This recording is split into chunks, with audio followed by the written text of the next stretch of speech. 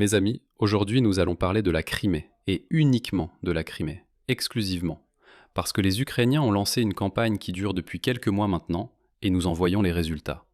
Les résultats qu'ils avaient annoncés comme étant magnifiques avant l'été. Tout le monde pensait, d'accord, ce ne sont que des paroles, mais maintenant, nous le voyons.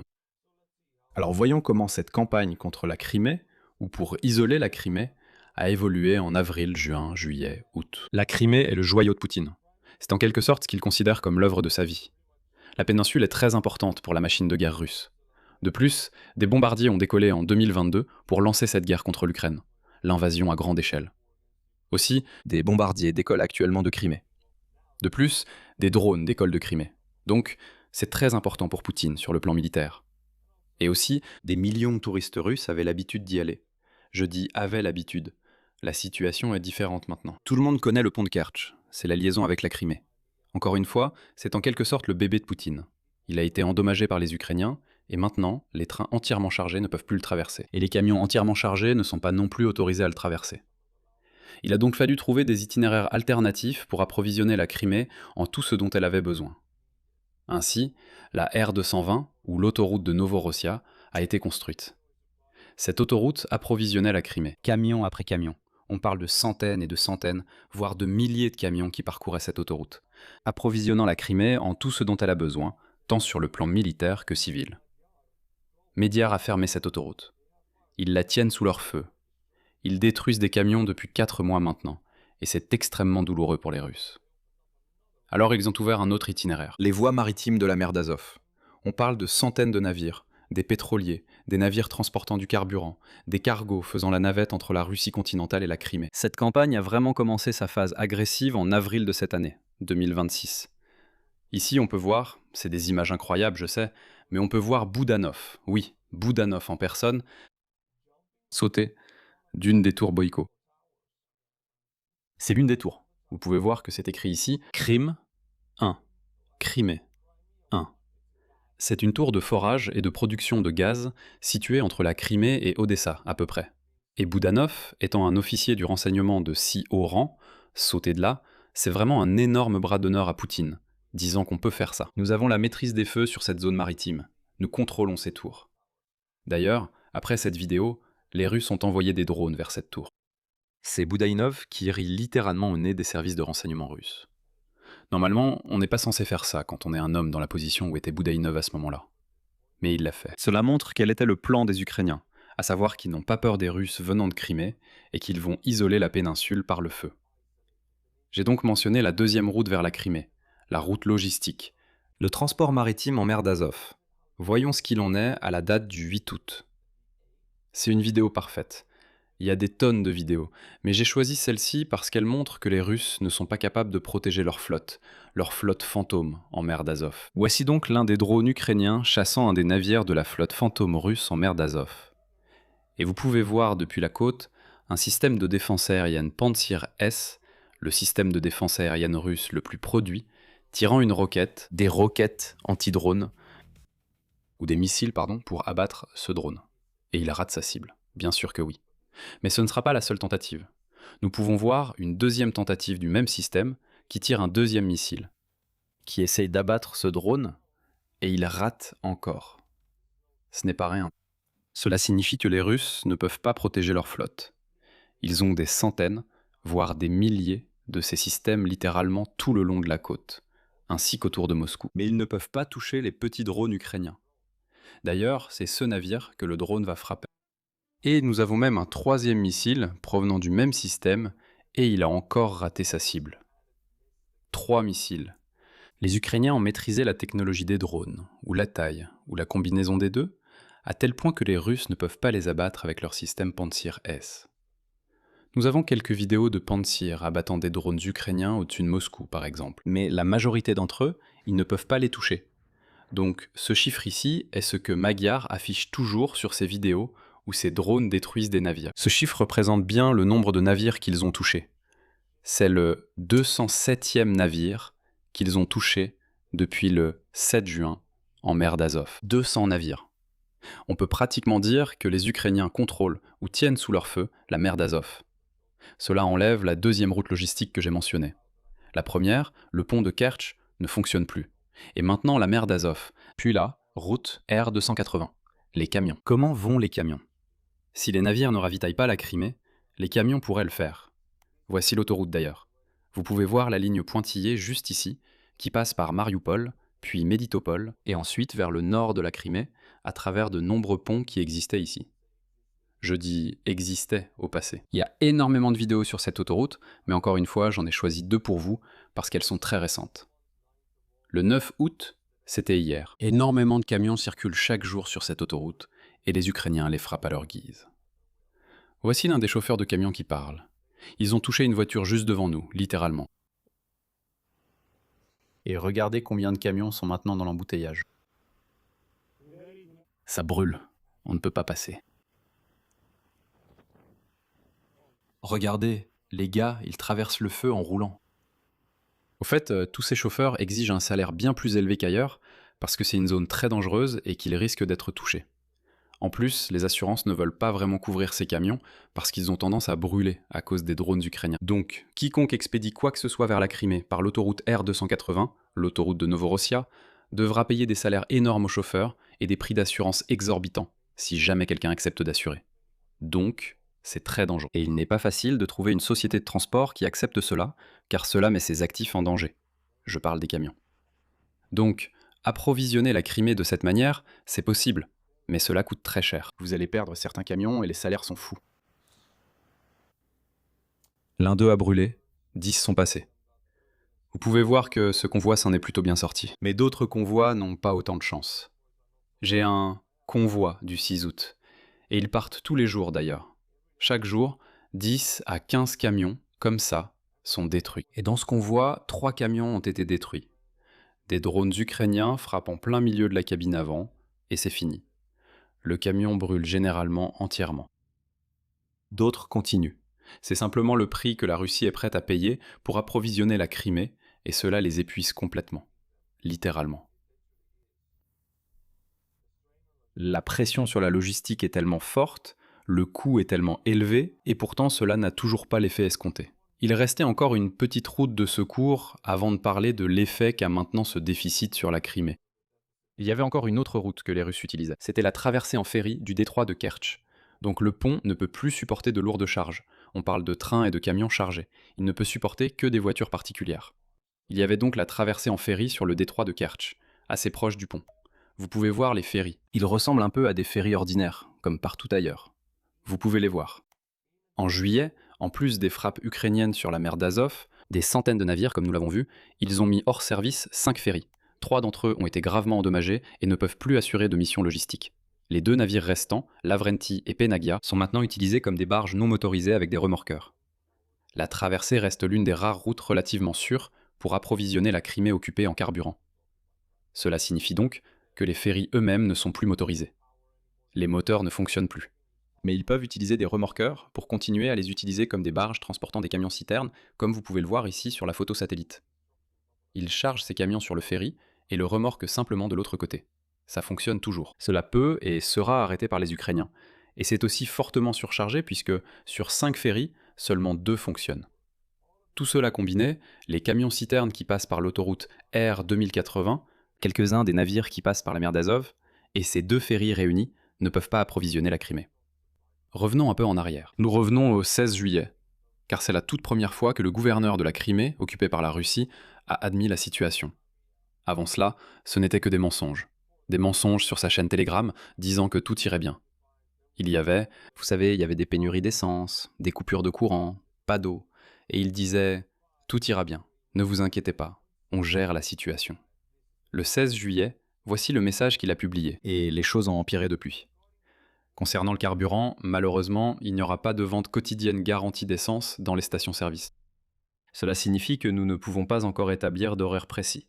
Donc la pression va continuer pendant un certain temps. Quant à l'électricité, il est actuellement impossible d'établir un planning qui permettrait de répartir l'électricité de manière égale à travers la République de Crimée.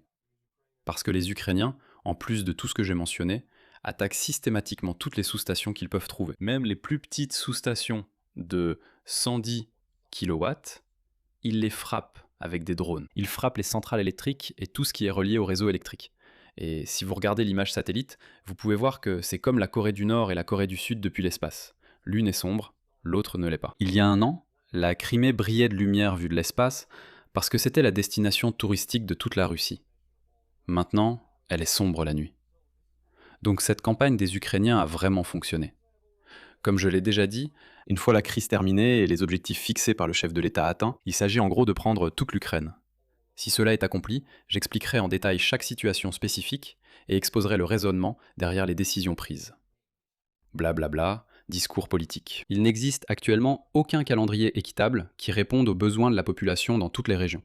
Et il n'y en aura pas d'équitable dans un avenir proche. Je le dis tout de suite. Les Russes sont en quelque sorte habitués à ce que leurs politiciens et dirigeants, vous savez, leur mentent, que tout va bien, alors qu'ils voient dehors que tout brûle. Quand le gouverneur de la Crimée occupée dit que les choses ne vont pas bien, et que vous n'aurez pas de carburant, d'eau ou d'électricité, c'est là que les Russes ont commencé à quitter la Crimée, par dizaines de milliers. C'est à ce moment-là qu'ils ont commencé à vendre leurs appartements. C'est à ce moment-là qu'ils ont commencé à annuler leurs voyages en Crimée. Par exemple, l'une des dizaines de vidéos, je vous donne celle de cette femme parce qu'elle est très courte, nous devons de toute urgence vendre notre appartement à Yalta. Oui, Yalta, où s'est tenue la conférence de Yalta, trahissant en quelque sorte la moitié de l'Europe en la livrant aux communistes. Peut-être que quelqu'un est intéressé, parce que nous avons vraiment un excellent emplacement. Nous sommes à seulement 1 minute des marchés, 1 minute de l'arrêt de bus. La mer est très proche, il y a toutes les infrastructures nécessaires, et il y a une cour privée où vous pouvez installer un barbecue. Donc tout est parfait. Pourquoi vous le vendez ? Elle ne mentionne pas les drones. Elle ne mentionne pas les coupures de courant, l'eau, le manque d'eau, les prix fous et élevés de l'essence, s'il y en a. Elle ne mentionne pas la peur que vous ressentez quand vous vivez là-bas, parce que des explosions de drones se produisent chaque nuit. Je veux dire, parler du barbecue dans votre jardin, vous n'avez pas vraiment besoin de ça comme atout. Vous pouvez simplement emménager dans n'importe quel appartement en Crimée et avoir ces feux de barbecue gratuitement, offerts par l'État ukrainien, et leurs drones qui brûlent les biens russes. Il y a aussi une remise, un peu comme un garage où vous pourriez installer l'électricité et en faire un super studio. S'il y avait de l'électricité, vous pourriez le faire. Elle ne le mentionne pas. Mes amis, la Crimée est un paradis. C'est une île paradisiaque en gros, s'il n'y avait pas la guerre. Donc, la seule raison pour laquelle vous vendez cet appartement sur cette île paradisiaque, c'est parce que l'immobilier y était très recherché par les Russes ces 10 dernières années. La seule raison pour laquelle vous vendez, c'est que la situation doit vraiment être très très mauvaise. Bref les gars, peut-être que quelqu'un connaît quelqu'un qui serait intéressé, parce que bien sûr, on va commencer à chercher un agent immobilier maintenant. Mais on voulait lancer un appel. Peut-être que quelqu'un voudrait acheter un appartement. Les choses se sont passées de telle manière qu'on doit vendre notre appartement ici, en urgence. Voilà à peu près l'histoire. Si vous connaissez le contexte, il y a des dizaines, voire des centaines, de Russes qui vendent leurs biens immobiliers en Crimée. Au fait, à qui vendent-ils ? Si vous achetez quoi que ce soit, même en Russie, c'est un pays capitaliste. On fait toujours ça avec un prêt immobilier ou un prêt bancaire. C'est comme ça que les gens achètent leur maison de partout, à peu près. Eh bien en Russie, cette femme a une question. Vapros. Il pose la question à un représentant d'Alpha Alpha Bank, l'une des plus grandes, sinon la plus grande banque de Russie. La Crimée est-elle à nous ? Est-ce que la Crimée, est-ce à nous, Russes ? Et le représentant de la banque se fige et commence à lui raconter n'importe quoi. Parce qu'Alpha Alpha Bank ne vous accorde pas de prêt immobilier ou de crédit pour acheter des biens en Crimée. Ils ne reconnaissent pas la Crimée comme russe.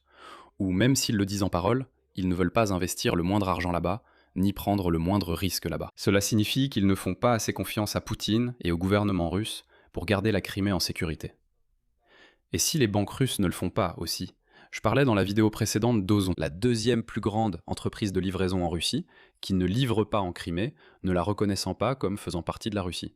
Ils le font politiquement, mais pas dans les faits. Donc les entreprises russes ne veulent rien avoir à faire avec la Crimée, parce que cela leur fait perdre de l'argent, car les Ukrainiens les tiennent sous leur feu. Les Ukrainiens peuvent détruire leurs biens là-bas. Cela signifie que Poutine ne peut pas garder la péninsule en sécurité, ce qui veut dire qu'il ne peut pas forcer les entreprises russes à y investir, ce qui veut dire que ce sera un désert. Sans investissement d'argent, la Crimée sera un désert. C'est une péninsule très chaude. Il faut des infrastructures pour l'eau courante, pour les champs, pour éviter que tout ne devienne un désert. Elle a besoin d'un flux constant d'argent, qui s'est maintenant arrêté, parce que les entreprises ne font pas confiance à Poutine pour la garder en sécurité. Je vais vous donner un exemple. Vous avez déjà vu la traversée en ferry ? Les Ukrainiens l'ont frappée. Eh bien, le 16 juillet, les zones les plus défendues en Crimée, et il y en a beaucoup, sont les aérodromes russes. Il y en a pas mal en Crimée. C'est une péninsule très militarisée. Les drones ukrainiens, le 16 juillet, ils sont arrivés. Ont trouvé un Su-24. L'ont tout simplement détruit, comme ça, au sol. Aucun système de défense aérienne russe n'a pu les arrêter. Ils l'ont simplement fait exploser. Je sais que ce n'est qu'un avion. Vous voyez beaucoup de drones ukrainiens frapper des avions. Mais là, c'est la Crimée. C'est la fierté et le joyau de Poutine. Et en Crimée, ce sont les zones les plus défendues, les ports et les aérodromes. Et les drones ukrainiens détruisent des avions sur ces aérodromes et des drones détruisent des navires dans ces ports. Donc aucune entreprise russe ne veut que son argent aille en Crimée. Ce qui veut dire que les gens vont partir. D'ailleurs, ce que je n'ai pas mentionné, c'est que la Crimée, parmi les centaines de milliers de Russes qui sont venus ces 10 dernières années, avec la bénédiction de Poutine, la Crimée a toujours sa population locale, qui vit là depuis le bon vieux temps ukrainien. Ils y vivent toujours. Et je vous présente l'une des occupantes, une femme russe, qui se plaint qu'il y a ces traîtres qui vivent parmi eux. Ce sont des traîtres qui étaient là avant avec leur maison. Regardez ça. Il n'a fallu que quelques secondes et minutes. Et la dernière chose que je voulais dire, c'est qu'on a ici des agents dormants qui allument délibérément des lumières depuis tous ces immeubles, là-bas, là-bas. Donc les drones volent vers leur lumière. J'étais putain de choqué par ça. Des ordures absolues, bien sûr. Donc ces Russes vont dans une terre occupée et ils sont en colère que les gens qui y vivaient avant attendent que le gouvernement les libère de cette racaille de Russes. La femme ne comprend pas pourquoi ils ne veulent pas d'eux là-bas. Cette femme vit dans une illusion totale. Elle ne comprend absolument pas que ces gens, ces Ukrainiens ou ces Tatars en fait qui vivent sur cette péninsule depuis des siècles, ne veulent pas des Russes là-bas. Ils sont arrivés ici en voiture, on fait des signaux pour que le drone vole. Ils ont fait des signaux au drone depuis l'immeuble de 9 étages, lui indiquant où voler. De toute façon, les gars, il y a plein de traîtres. Et je vis parmi ces traîtres. C'est tout simplement révoltant. Des ordures absolues. Et elle dit maintenant cette chose suivante, que j'ai toujours voulu dire à chaque Russe vivant en Estonie, à chaque Russe en Lettonie, en Lituanie, en Pologne et en Ukraine. Et en Crimée. Oui, c'est ce que je veux leur dire, avec les intentions les plus pures et de tout mon cœur. Écoutez bien. Si vous ne voulez pas vivre ici, partez, pour l'amour de Dieu. Elle a dit exactement ce que je pensais. Personne ne vous retient ici. Pourquoi diable mettez-vous les gens en danger? C'est terrifiant. Nous vivons parmi des traîtres. Eh bien, si elle n'aime pas ça, elle peut toujours partir. Alors, quelle est la conséquence de toutes ces routes logistiques touchées par les drones ukrainiens? Nous avons parlé des frappes, parlons maintenant des conséquences. Cette femme filme la réalité. Pas d'électricité depuis déjà 13 jours. Cela signifie que votre réfrigérateur et votre congélateur vont se réchauffer. Toute la nourriture, la viande, les produits laitiers vont tourner. Vous ne pouvez pas acheter de la nourriture et la conserver. Vous devez l'acheter et la consommer immédiatement. Vous devez récupérer l'eau de pluie s'il pleut en été. Parfois, pendant de longues périodes, il n'y a pas de pluie. Certains appartements, l'alimentation en eau dépend de l'électricité. Donc, pas d'électricité signifie pas d'eau. Vous voulez faire du café, vous devez le faire à l'ancienne, en écrasant physiquement les grains. Vous voulez recharger votre téléphone, vous devez aller dans une des stations-service ou magasins qui ont encore un gros générateur et le recharger là-bas. Et vous pouvez acheter des générateurs directement à l'arrière des camions, que les revendeurs vendent à des prix exorbitants. Donc la situation devient assez désespérée pour les civils. Cette femme nous dit que, vous savez, elle doit se laver les cheveux dans un évier. Je ne sais pas pourquoi, mais dans un évier. Et elle doit les sécher au soleil. Pour moi, et en tant qu'homme bien sûr, je ne peux pas vraiment comprendre que ce soit une souffrance puisque je ne me soucie pas vraiment de ce genre de choses. Mais pour une femme russe, j'imagine que c'est pénible. Aussi, elle doit préparer à manger sur l'une de ces cuisinières qui fonctionne avec une bonbonne de gaz. J'ai exactement la même cuisinière. Des millions d'Ukrainiens ont ce genre de cuisinière. On peut acheter les bonbonnes de gaz. Elle doit récupérer de l'eau quand il y en a, 1 ou 2 jours. Elle doit remplir tout ce qu'elle peut. Et ils doivent réchauffer de la nourriture au feu de cheminée. Donc ils sont à peu près dans la même situation que les Ukrainiens depuis les 4 dernières années. Je pense que c'est bien parce qu'ils peuvent partir. La Crimée n'est pas leur patrie. L'Ukraine est la patrie des Ukrainiens. La majorité d'entre eux ne le fera pas, ne peuvent pas et ne partiront pas. Les Russes ne peuvent pas quitter la Crimée. Ce n'est qu'une résidence secondaire pour eux. Un autre aspect, un autre symptôme du fait que les Ukrainiens étranglent ces routes logistiques, c'est le manque d'essence, ce qui signifie que l'essence sera diluée avec de l'eau. Et le gouvernement russe a approuvé la vente d'essence de qualité inférieure qui maintenant détruit les voitures, les moteurs. Cela laisse aussi des traces sur les voitures, ce qui signifie qu'il y a quelque chose dedans qui réagit avec la peinture. C'est horrible. Cela détruit des centaines de voitures et abîme la peinture. Les gens les amènent, et voici l'un des employés des ateliers automobiles qui dit qu'il y a tellement de clients qui ont maintenant besoin de refaire la peinture, et les moteurs sont grippés parce que les voitures modernes, elles ne peuvent pas supporter ce vieux carburant. Elles ne peuvent pas, la norme du carburant doit être vraiment élevée, sinon le moteur va se gripper. Et enfin, les plages. Vous allez en Crimée, vous arrivez sur l'une des plages, pas d'électricité, pas d'eau. Bon, au moins ici, vous êtes au paradis. Et c'est ce que vous voyez. Les dents de dragon. Sur certaines plages, il y a littéralement des tranchées sur la plage que vous devez traverser pour aller à l'eau. C'est pas une ambiance de vacances. C'est plutôt une ambiance du genre « on va être envahi très bientôt ». Et c'est ce qu'ils voient. Beaucoup d'entreprises en Crimée vivaient grâce à des millions de Russes qui venaient y faire du tourisme. Si leurs touristes ne viennent pas, les entreprises feront faillite. Si les plages sont comme ça, il n'y a pas d'eau, pas d'électricité. Vous pouvez voir ce qui arrive aux entreprises et à l'argent. Et même eux partiront. Tout le monde partira. Cette péninsule est en train d'être étouffée. Les Ukrainiens ne sont pas capables. Je dois le dire, ils ne sont pas capables de déployer des troupes au sol en Crimée. Si les gens pensent cela, alors ils ne connaissent pas la réalité. La réalité, c'est que les Ukrainiens ne peuvent pas faire cela, car ils n'en ont absolument pas la capacité en ce moment. Ils font ce qu'ils peuvent. C'est de rendre l'occupation de cette péninsule aussi coûteuse, douloureuse et chère que possible pour les Russes. Et les Ukrainiens le font magnifiquement bien. C'est tout pour aujourd'hui, mes amis. Je serai de retour chaque lundi, mercredi et vendredi. Donc, jusqu'à ma prochaine vidéo. Abonnez-vous à la chaîne, devenez membre de la chaîne et offrez-moi un café. Revenez surtout. Et au revoir.